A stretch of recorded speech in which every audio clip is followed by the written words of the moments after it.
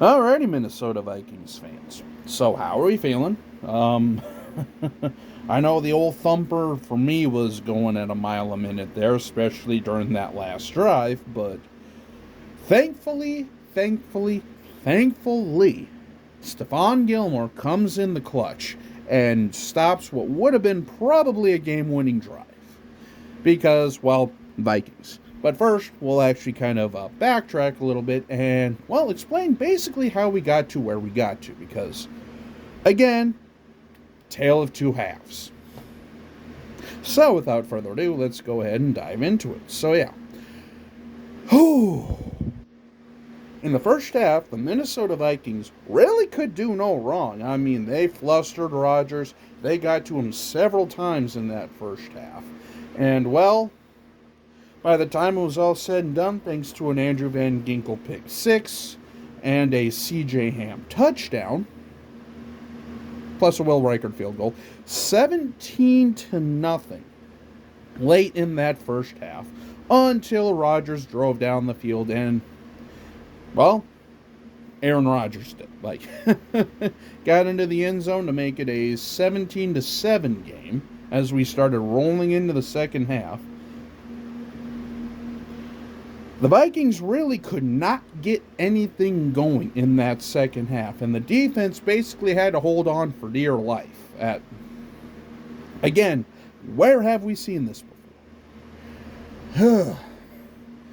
Kevin O'Connell's play calling still just... at times it's amazing, and at times it still frustrates me.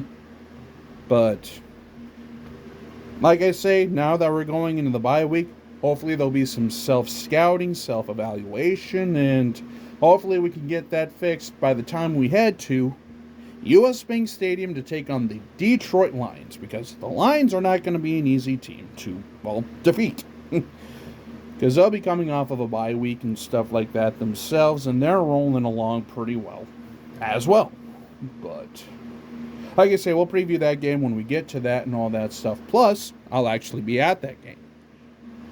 So don't be surprised if there's not a post game right afterwards or whatever happens. But yeah, let's just say it's like a birthday treat. I'll be at that Lions and Vikings game. Yeah, can't believe it's already 2 weeks away, can you? And typical football fashion, the season starts flying by, and well, here we are. But anyway, going back to this game here. I mean, the first half we looked really good. We were moving, we were humming. I mean, had some good plays here, some good plays there, but credit to the Jets defense. I mean, the Jets defense kept them in as long as they could, but Rodgers definitely looked off.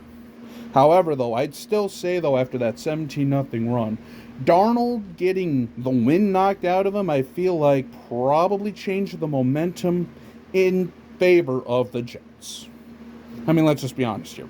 It definitely changed the momentum because I don't know if Darnold felt as comfortable. I don't know if maybe he just couldn't quite get the same amount of gusto or whatever on the ball. But in that second half, granted, I will say it was also raining like in the tail end of the third, early fourth quarter. But again, that's no excuse. I mean, you play in plenty of outdoor arenas. I mean, you play in Green Bay, you play against Chicago. That's nothing new. But it's just like nobody really could take control of the game. And in that fourth quarter, I thought Aaron Rodgers was going to turn back into Aaron Rodgers of old. I mean, he looked good.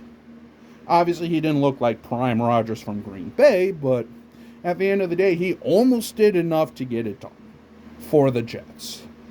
But thankfully, Stephon Gilmore in the red zone picks off Allen Lazard in what very easily could have gone pass interference route. But yeah, the refs were interesting today, but to be fair though, you can't make an excuse. You got to beat the teams that are in front of you. You got to overcome the penalties that are called against you, even if they are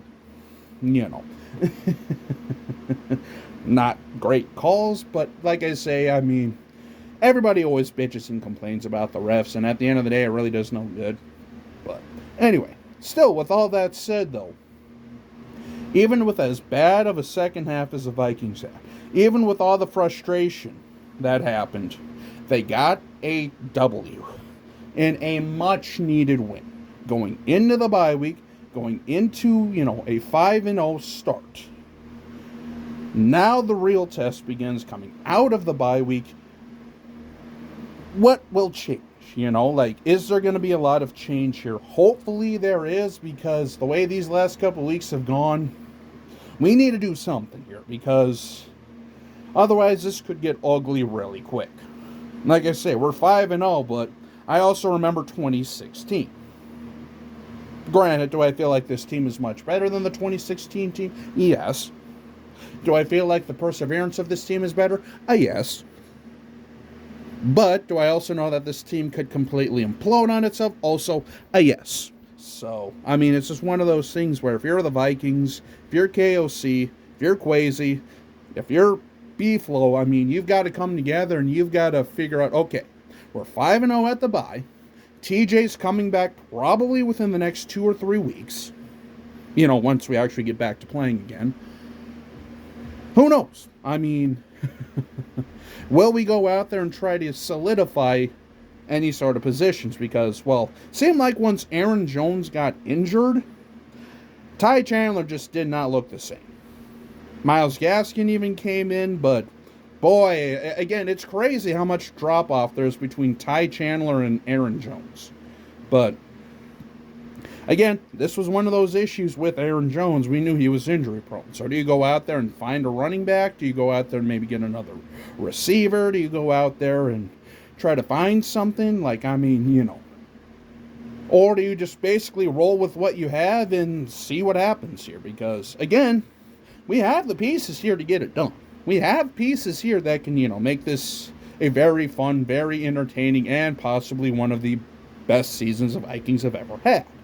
But this team could also be 1 or 2 injuries away from being a 5-12 team. So,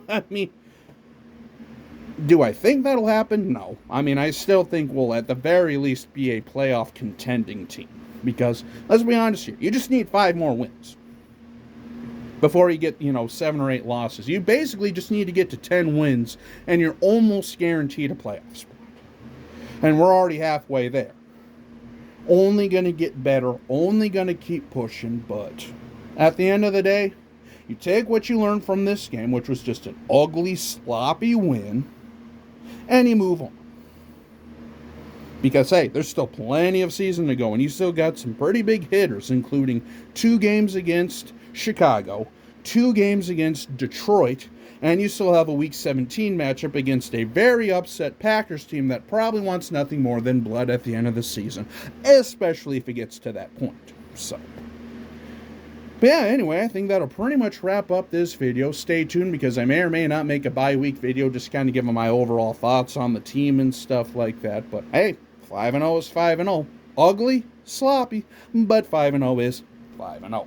So, but yeah, that'll basically wrap up this video. So, until we meet again, this is Jacob. Have a good day.